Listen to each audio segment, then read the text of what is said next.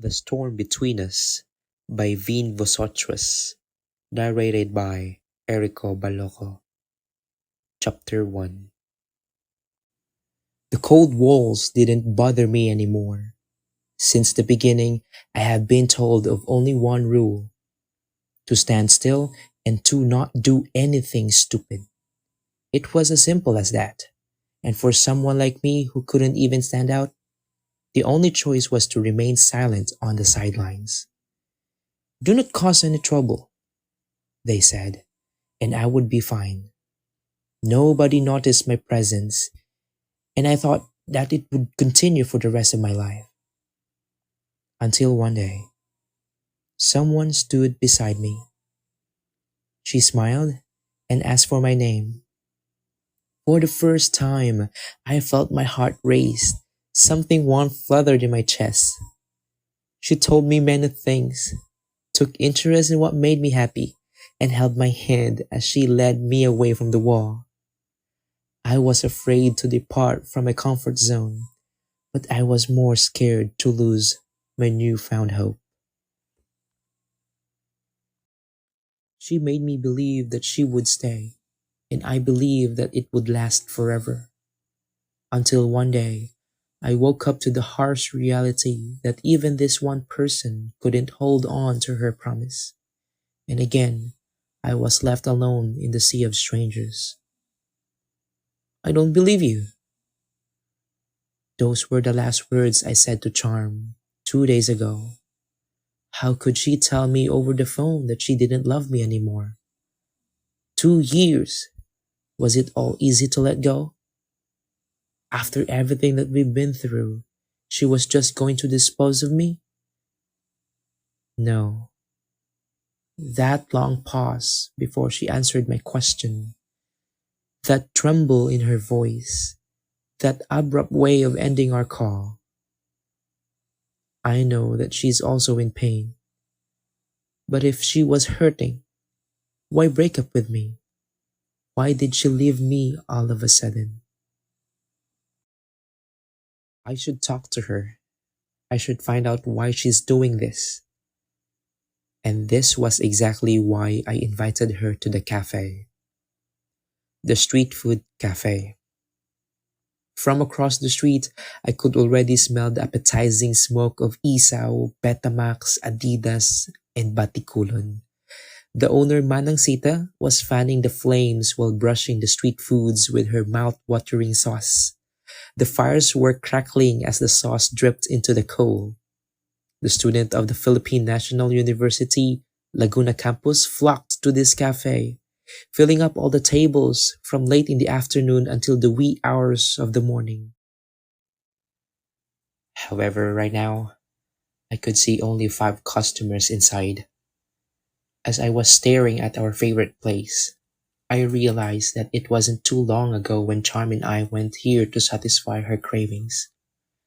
I could still remember the first time I asked her out on a date. We were 16, and I had to get her mom's permission.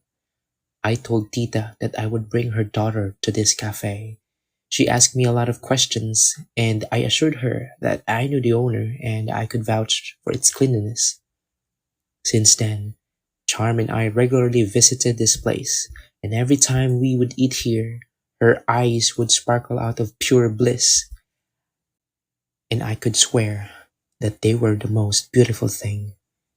We were always happy, and I was hoping that this place would make Charm remember those moments, and that I will always there whenever she needs my help, that there was nothing I wouldn't do just to be with her, that I loved her more than I loved. I heard something skidding as I walked across the street. Before I realized it, a gray sedan was zooming my way. My body froze. I could already hear the engine roaring when I felt someone grab my arm, pulling me back to safety. Are you okay? I looked behind me and saw a woman wearing a black blazer, white button-down shirt, and a pair of jeans. Her silky black hair was flowing down her chest. Her almond black eyes were sparkling against the setting sun, and it matched her morena skin. Are you okay? She repeated her question. I, yeah, I'm okay. The woman smiled. You should be aware of your surroundings when you're crossing the street. And it occurred to me, she just saved me from an accident. Oh my god, thank you, I blurted out.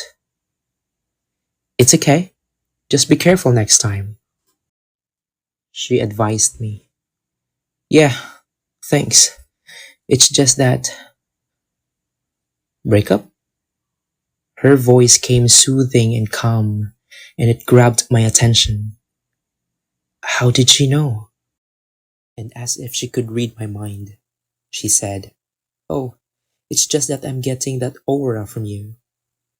Eh, is it that obvious? She just smiled.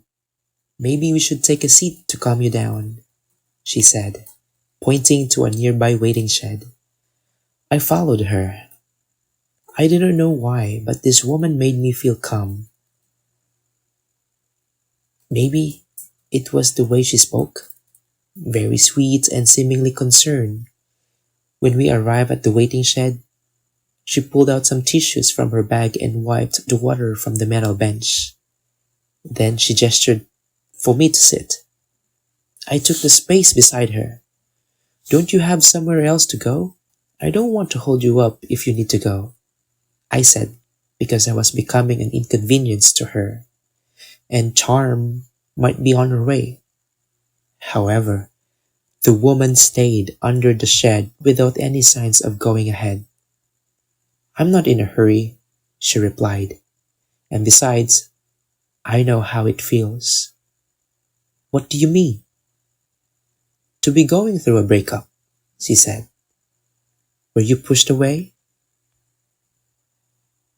I nodded, even though I was not sure if push away was the right term. But as far as I knew, our breakup was not a mutual decision. The woman cackled. I have been in that position too. And what did you do? I left. What? That easy? Don't you love the person anymore? He is the only one I had. She was smiling up the sky, but something in her eyes was saying otherwise.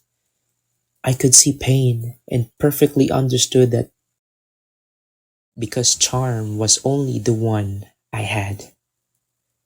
Then why? Why leave if that person is the only one you have?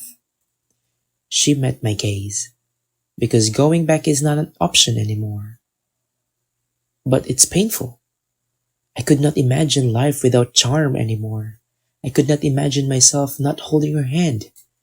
She was the reason why I got up every morning and the reason why I could sleep with a smile on my face. My family and my life might be a mess, but as long as I had Charm, I knew I would be happy. Do you want the pain to end? The woman asked. I looked at the cafe. I just want her back, I said, all choked up. What if she doesn't return? The question hit me, and I felt my heart was being ripped open. I didn't want to imagine a future without her. But what if she indeed didn't want to return to me? Then I have no need for this love, I murmured. And as if something heavy fell on my head, I felt a sharp pain explode inside my brain. It was spreading fast, and soon my vision whirled. I held my head with both of my hands, but still the pain wouldn't stop. Then the world started spinning, slowly and then faster and faster, until everything became just a swirl of colors and shades. I wanted to shout, I wanted to run, but it seemed that my body was already beyond my command. I just want everything to stop. And as the sensation approached its climax, I heard the voice one last time. Gone. Everything turned black.